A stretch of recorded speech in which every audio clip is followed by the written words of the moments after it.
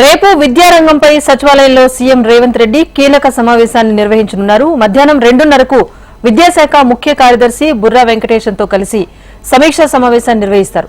ఈ సమీక్షకు పలువురు విద్యాశాఖ అధికారులు హాజరు కానున్నారు. విద్యా సంవత్సరానికి ముందే విద్యార్థుల వసతుల విషయంలో తీసుకోవాల్సిన జాగ్రత్తలపై ఈ సమావేశంలో చర్చించబోతున్నారు సీఎం.